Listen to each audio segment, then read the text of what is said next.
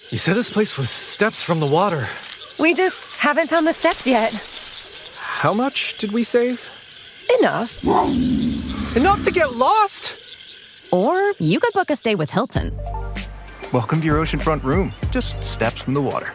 The Hilton sale is on now. Book on Hilton.com or the Hilton app and save up to 20% to get the stay you expected.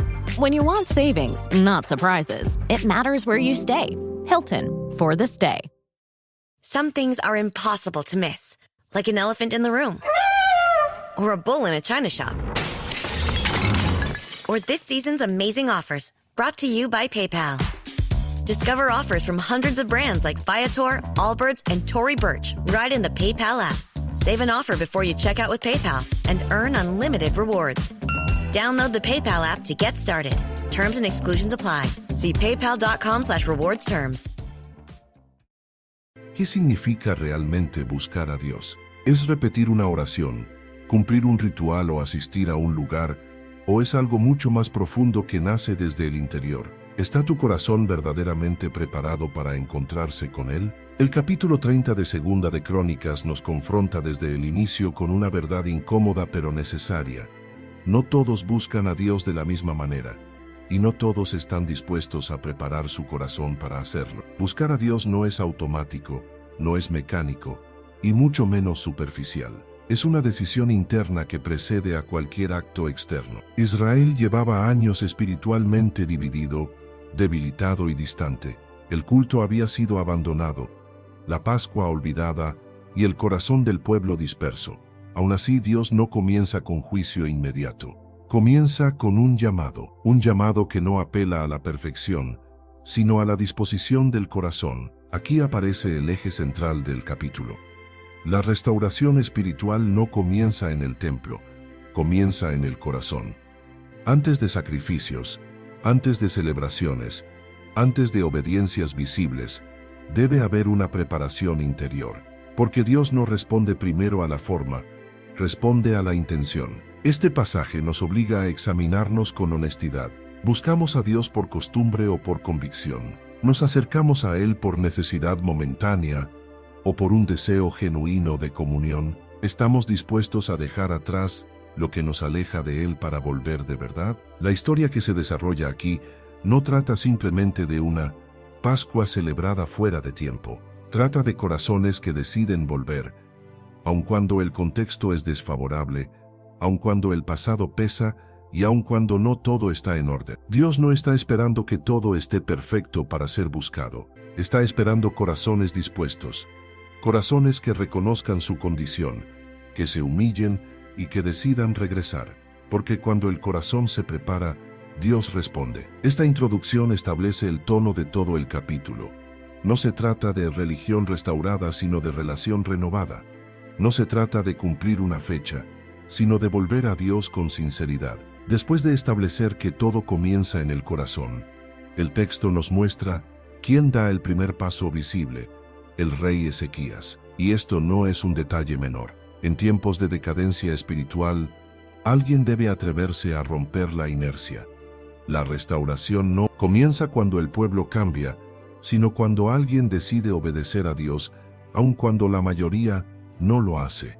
Ezequías no espera que el ambiente sea favorable. No espera unanimidad ni condiciones ideales. Él entiende algo esencial. Cuando Dios llama, la obediencia no se posterga. Por eso toma la iniciativa y envía cartas a todo Israel y Judá, incluso a las tribus que estaban espiritualmente dispersas y políticamente divididas. Este acto revela el corazón del rey. Ezequías no gobierna solo con autoridad política. Gobierna con responsabilidad espiritual. No convoca una celebración nacional para fortalecer su imagen, sino para llamar al pueblo a volver a Dios. Su liderazgo nace del deseo de restauración, no del control. El contenido del llamado es claro y directo: volver al Señor, no endurecer el corazón, no repetir los errores del pasado. Ezequías no maquilla la realidad. Reconoce que el alejamiento de Dios trajo ruina, pero también proclama una esperanza firme: si el pueblo se vuelve al Señor, Él se volverá a ellos. Esto revela una verdad poderosa del carácter de Dios. Dios siempre deja abierta la puerta del regreso. Aquí aparece un contraste fuerte, el pasado marcado por infidelidad y el presente lleno de oportunidad. El llamado de Ezequías se convierte en un punto de decisión. No obliga a nadie, pero confronta a todos. Buscar a Dios es una invitación, no una imposición. Este pasaje nos confronta hoy de manera directa. ¿Estamos esperando que otros cambien para volver a Dios? ¿O estamos dispuestos a dar el primer paso? ¿Usamos nuestra influencia para llamar a la restauración o para mantener la comodidad? Ezequías nos enseña que Dios usa a personas dispuestas para despertar a otros. La restauración colectiva siempre comienza con una obediencia personal. Un corazón preparado puede convertirse en un instrumento para llamar a muchos más. El capítulo 30 tiene un contraste que lo hace profundamente revelador. Dios está llamando a un pueblo que no está bien. No está llamando a una nación en su mejor momento, sino a una nación marcada por ruina, descuido y consecuencias acumuladas. Ezequías envía cartas por todo Israel y Judá, llegando incluso a lugares donde la fe estaba apagada y la esperanza debilitada. Esto significa que el llamado de Dios no se limita a quienes se han portado bien. Dios llama precisamente en medio del desorden, porque su objetivo no es premiar la perfección, sino rescatar el corazón. El estado espiritual del pueblo era grave. Habían abandonado la adoración, se habían contaminado con idolatría y habían vivido bajo generaciones de decisiones equivocadas. La Pascua, símbolo central de identidad y liberación, había quedado olvidada, como si ya no tuviera valor. Y sin embargo la invitación llega igual. Aquí se revela una verdad que sostiene a cualquiera que se sienta lejos. Dios no espera a que estés listo para llamarte. Te llama para que vuelvas. La gracia no aparece después del arrepentimiento. Muchas veces aparece antes, como una luz que despierta la conciencia y abre el camino de regreso. Ezequías no presenta un llamado basado en culpa fría, sino en esperanza. Vuélvanse al Señor, y Él se volverá a ustedes. Esa frase revela el corazón del pacto. Dios no es un Dios que disfruta cerrando puertas. Su deseo es restaurar. Este punto confronta una mentira común. Ya es demasiado tarde. El capítulo muestra que aun cuando el daño es real, Dios todavía llama. Aun cuando las consecuencias pesan, hay una oportunidad para retornar. Aun cuando el corazón está endurecido, el llamado sigue vigente. Este pasaje nos confronta hoy con fuerza. ¿Creemos que Dios llama solo a los bien espirituales? ¿O entendemos que Dios llama precisamente a los que necesitan volver? La invitación de 2 de Crónicas 30 no es un anuncio de condena, es un anuncio de misericordia extendida. Y eso lo cambia todo. El pueblo no es convocado para ser humillado públicamente, sino para ser restaurado delante de Dios. Cuando la invitación llega, el texto muestra una realidad inevitable. No todos responden con humildad. Algunos leen el mensaje, escuchan el llamado, y en vez de arrepentirse, se burlan. Esta reacción es impactante porque revela algo profundo. El problema no era falta de información, sino dureza de corazón. El llamado era claro. La puerta estaba abierta. La oportunidad era real, pero muchos prefirieron proteger su orgullo antes que rendirse a Dios. La burla en la Biblia nunca es un simple chiste. Es una expresión de resistencia espiritual. Es el lenguaje del corazón que no quiere ser confrontado. Porque volver a Dios significa reconocer errores, admitir que se estaba lejos, humillarse, y eso hiere el ego de quien se acostumbró a vivir sin rendición. Aquí se revela una verdad dolorosa. Hay personas que prefieren reírse antes que arrepentirse, porque el arrepentimiento requiere cambio real, y el cambio cuesta. Cuesta abandonar lo cómodo, cuesta dejar hábitos, cuesta renunciar a la autosuficiencia. Este pasaje también muestra que el llamado de Dios no siempre será recibido con aplausos, incluso cuando es un llamado de misericordia. La gracia puede ser despreciada cuando el corazón está endurecido. Por eso la Escritura insiste tanto en no endurecer el corazón cuando Dios habla. La burla es también un mecanismo de defensa. Cuando alguien no quiere volver, ridiculiza la invitación para no enfrentar lo que esa invitación despierta por dentro. No es solo rechazo externo, es resistencia interna. Esto nos confronta directamente. ¿Cómo reaccionamos cuando Dios nos llama a cambiar? ¿Nos humillamos o buscamos excusas? ¿Nos quebrantamos o nos defendemos con indiferencia? La burla es peligrosa porque anestesia la conciencia. La persona se acostumbra a despreciar lo santo y con el tiempo deja de sentir convicción. Por eso este capítulo muestra que la restauración no es automática, depende de cómo responde el corazón. Pero el relato no se queda en el rechazo. En medio de la burla aparece una luz. Algunos sí se humillaron, algunos sí escucharon, algunos sí decidieron preparar su corazón. Aunque muchos se burlaron, el capítulo muestra un contraste precioso. No todos rechazaron el llamado. En medio del desprecio, hubo quienes respondieron con la actitud que Dios siempre busca: humillación. El texto deja claro que algunos, especialmente de ciertas regiones, se humillaron y vinieron a Jerusalén. Ese detalle es poderoso porque revela que el avivamiento no empieza con multitudes, empieza con corazones rendidos. Dios no mide la restauración por cantidad, sino por sinceridad. Humillarse aquí no significa sentir culpa pasajera, significa reconocer el estado real del corazón y decidir volver. Es un acto de rendición, dejar de justificarse, dejar de resistirse, dejar de jugar con lo santo. Los que se humillaron entendieron que la invitación no era una amenaza, sino una oportunidad. Este punto revela una verdad fundamental. La puerta del regreso siempre está abierta, pero solo entra el que decide dejar el orgullo afuera. Estos hombres y familias caminaron hacia Jerusalén en un contexto donde otros se reían. Eso significa que su obediencia no fue cómoda. Volver a Dios a veces implica ir contra la corriente, aceptar ser señalado, soportar críticas. Pero quienes se humillan entienden algo: vale más la presencia de Dios que la aprobación de los hombres. También aparece una expresión clave: Dios dio un solo corazón al pueblo que respondió. Esto muestra que la restauración no es solo individual, produce unidad. Cuando el corazón se humilla, las divisiones comienzan a perder fuerza. Dios reúne lo que estaba disperso. Esto nos confronta directamente hoy. ¿Estamos dispuestos a buscar a Dios aunque otros no lo hagan? ¿Estamos dispuestos a obedecer aunque nos juzguen? ¿Preferimos pertenecer a la burla o al remanente? El remanente siempre ha existido en la Biblia. Aquellos que, en tiempos de frialdad general, deciden volver. Dios siempre preserva un grupo que escucha, que se rinde, que responde.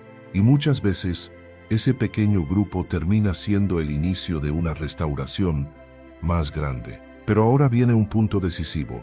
La Pascua se celebrará, y no todo estará perfecto en términos rituales. Ahí se revelará otra verdad poderosa. Dios no está buscando formalismo impecable. Está buscando corazones preparados. Aquí llegamos al núcleo del capítulo. Prepararon su corazón para buscar a Dios. Y lo más revelador es que este regreso ocurrió en medio de un escenario imperfecto. La Pascua se celebró, sí, pero el texto muestra que no todo estaba en regla como debía ser. Había gente que no se había purificado según lo establecido, y aún así participó. Esto podría parecer un problema serio, y lo era. Pero el capítulo no se queda en la falla externa, se enfoca en algo más profundo: la disposición interna.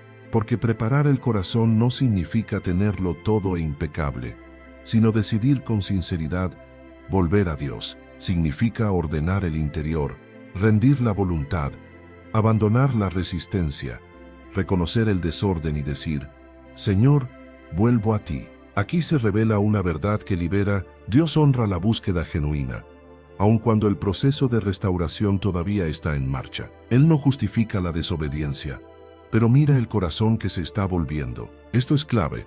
El capítulo no presenta una Pascua perfecta, sino una Pascua restauradora. No es un pueblo completamente ordenado, es un pueblo que está regresando. Y eso es exactamente lo que Dios está provocando. Este momento nos confronta directamente. ¿Cuántas veces la gente no vuelve a Dios porque cree que debe estar perfecta primero? ¿Cuántas veces el enemigo usa la culpa para decir: aún no puedes buscar a Dios, 2 Crónicas 30 responde con fuerza. El regreso a Dios es precisamente lo que inicia la limpieza. La búsqueda sincera abre la puerta a la restauración progresiva. El corazón preparado se ve en acciones concretas. Ir a Jerusalén, aceptar el llamado, participar, dejar la burla, humillarse. El corazón preparado no es teoría, es decisión, y esa decisión mueve el rumbo de una vida. Pero este punto del relato se vuelve aún más poderoso porque Ezequías no ignora la imperfección del pueblo. Él la ve y hace lo correcto, intercede. Y ahí se revela el rostro misericordioso de Dios. Cuando la Pascua comienza y queda en evidencia que muchos no estaban ritualmente preparados como la ley indicaba, surge un momento decisivo. Aquí se revela si la restauración será detenida por la imperfección o sostenida por la misericordia. Ezequías no ignora la situación, no la justifica ni la encubre, la reconoce, pero en lugar de excluir al pueblo o cancelar la celebración, hace lo que un líder espiritual verdadero siempre hace: intercede. La oración de Ezequías es breve, pero profundamente reveladora. El Señor, que es bueno, perdone a todo aquel que ha preparado su corazón para buscar a Dios. Esta frase contiene una teología completa del arrepentimiento y la gracia. Ezequías no apela a la perfección del pueblo, apela al carácter de Dios. No dice, perdona porque cumplieron todo, sino perdona porque han preparado su corazón. Aquí se revela una verdad fundamental: la misericordia de Dios responde a la sinceridad del corazón, no a la impecabilidad del ritual. Dios no está rebajando su santidad, está manifestando su gracia. Él sabe que el pueblo está en proceso, y ese proceso comenzó con un corazón que decidió volver. La ley señalaba el ideal, pero la misericordia abría el camino para llegar a él, y el texto es claro y contundente. Dios oyó a Ezequías y sanó al pueblo. No los rechazó, no los castigó, no los apartó, los sanó. Esto nos enseña algo profundamente esperanzador. Dios no solo perdona, también restaura lo que estaba enfermo por el pecado y el alejamiento. La sanidad aquí no es solo física, es espiritual, comunitaria, relacional. Este momento confronta una mentalidad muy común, la idea de que Dios solo se acerca cuando todo está bien. El capítulo muestra lo contrario. Dios se acerca cuando el corazón se vuelve, aun si el proceso no ha terminado. También revela el poder de la intercesión. Ezequías se coloca entre la debilidad del pueblo y la misericordia de Dios. Su oración no es arrogante, es confiada. Confía más en la bondad de Dios que en la condición del pueblo, y esa confianza honra a Dios. Esto nos confronta hoy: intercedemos por otros cuando están en proceso, o los juzgamos por no estar listos. Confiamos más en la gracia de Dios o en el cumplimiento externo. La respuesta de Dios confirma el mensaje central del capítulo. Cuando el corazón se prepara para buscar a Dios, Él responde con perdón y sanidad. Después de la intercesión de Ezequías y la respuesta misericordiosa de Dios, el capítulo muestra un fruto inmediato y visible, un gozo extraordinario, no un gozo superficial, sino el gozo que nace cuando la comunión con Dios se restaura. El texto declara que hubo gran gozo en Jerusalén, y subraya que algo así no se había vivido en mucho tiempo. Esa frase es importante porque revela lo que ocurre cuando el corazón vuelve. La alegría espiritual que estaba apagada se enciende otra vez. La restauración no fue solo individual, fue comunitaria. Gente de Judá y también de Israel, tribus dispersas, corazones separados, historias divididas, se encuentran en un mismo lugar para adorar al mismo Dios. Esto muestra que cuando Dios es el centro, la unidad es posible. La presencia de Dios comienza a sanar incluso lo que parecía irreversible, fragmentación del pueblo. Aquí se revela una verdad profunda. La restauración espiritual no solo quita culpa, también devuelve gozo. Cuando el pecado domina, el gozo se seca. Cuando la comunión regresa, el gozo vuelve con fuerza. El capítulo describe al pueblo cantando, ofreciendo sacrificios de paz y dando gracias. Es decir, la adoración ya no es un deber pesado, se convierte en respuesta natural. No están adorando por obligación, sino porque han sido alcanzados por misericordia. Y algo más ocurre: deciden extender la celebración. Esto es clave. Cuando la presencia de Dios es real, el corazón no quiere terminar rápido. La adoración no se siente como carga, se siente como refugio. Cuando un pueblo que estuvo lejos vuelve, descubre que lo que más necesitaba no era solo arreglarse, sino permanecer. Esto nos confronta directamente. Nuestra relación con Dios es algo que hacemos a prisa, o algo donde el corazón desea quedarse. Nuestra adoración nace de costumbre, o de gratitud por misericordia recibida. El gozo en 2 de Crónicas 30 no es euforia religiosa, es el gozo de quien sabe que Dios lo recibió, aunque estaba incompleto. Es el gozo de quien entiende que volvió a casa. Es el gozo del perdonado, del restaurado, del sanado. Pero el capítulo no termina en emoción, termina en fruto, porque cuando la restauración es real, produce transformación visible. La alegría no se queda en Jerusalén como un recuerdo, se convierte en acciones concretas contra la idolatría. El capítulo deja claro que lo que ocurrió en Jerusalén no fue una experiencia aislada ni emocional. La restauración verdadera siempre produce consecuencias visibles. Cuando el corazón vuelve a Dios, la vida comienza a ordenarse. Por eso, después de la celebración, el texto muestra una respuesta contundente. El pueblo sale a destruir los ídolos. Esto es clave. La adoración auténtica no termina en el canto, continúa en las decisiones. El mismo pueblo que antes se burlaba o vivía indiferente, ahora actúa con convicción. Derriban altares, quiebran imágenes y limpian la tierra, no porque alguien los obligue, sino porque el corazón transformado ya no tolera lo que antes aceptaba. Aquí se revela una verdad esencial. El avivamiento genuino no se mide por la emoción del momento, sino por la transformación que permanece.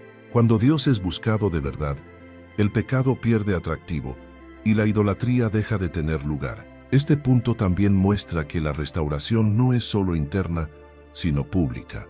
Lo que antes dominaba la cultura ahora es confrontado. La búsqueda sincera de Dios siempre impacta el entorno. No se queda en lo privado, altera la forma de vivir. Esto nos confronta directamente. Nuestra búsqueda de Dios produce cambios reales, o solo momentos espirituales. Hay cosas que siguen en pie en nuestra vida que deberían ser derribadas. El pueblo no destruye ídolos para demostrar algo, sino porque ya no los necesita. Cuando Dios ocupa el centro, lo falso cae por su propio peso. La obediencia deja de ser forzada y se vuelve natural. Este pasaje nos enseña que Dios honra a los que preparan su corazón, no solo con gozo sino con una vida transformada. La restauración no fue superficial, fue profunda, y eso prepara el terreno para el cierre del capítulo, donde se resume todo el mensaje en una verdad eterna. En la siguiente parte cerraremos este estudio con una conclusión que atraviesa generaciones. Dios responde a quienes preparan su corazón para buscarlo, y sigue haciéndolo hoy. En 2 de Crónicas 30 no es solo el relato de una Pascua celebrada fuera de tiempo, es la historia de corazones que decidieron volver, aun cuando el contexto era adverso, aun cuando el pasado estaba marcado por fracaso, aun cuando no todo estaba en orden. El mensaje final es claro y profundamente esperanzador. Dios no busca perfección, busca disposición, no busca rituales impecables, busca corazones preparados. No espera que todo esté arreglado, espera que el corazón se rinda. Ezequías entendió algo que sigue siendo verdad hoy. Cuando el corazón se prepara para buscar a Dios, Dios responde con misericordia, perdón, sanidad y gozo. El cielo no permanece en silencio frente a un corazón sincero. Este capítulo nos deja preguntas que no se pueden evadir. ¿Estamos dispuestos a humillarnos cuando Dios nos llama? ¿Estamos dispuestos a volver aunque otros se burlen? ¿Estamos dispuestos a dejar ídolos cuando Dios restaura? La restauración no comenzó con multitudes, comenzó con decisiones, no comenzó con perfección, comenzó con rendición. Y cuando eso ocurrió, Dios hizo lo que siempre hace, respondió. Hoy el llamado sigue vigente. El mismo Dios que oyó a Ezequías sigue escuchando. El mismo Dios que perdonó sigue perdonando. El mismo Dios que restauró sigue restaurando. Ellos prepararon su corazón para buscar a Dios. ¿Y tú? Si buscas crecer en tu conocimiento de la palabra de Dios y profundizar en tus estudios bíblicos, te invitamos a suscribirte a nuestro canal Sabiduría Bíblica. Aquí encontrarás reflexiones profundas, estudios bíblicos detallados y enseñanzas para fortalecer tu fe. No olvides darle clic a la campanita para no perderte ningún contenido, y si este mensaje ha sido de bendición para ti, compártelo con otros para que también puedan crecer espiritualmente. Únete a nuestra comunidad y sigue avanzando en tu caminar con Dios.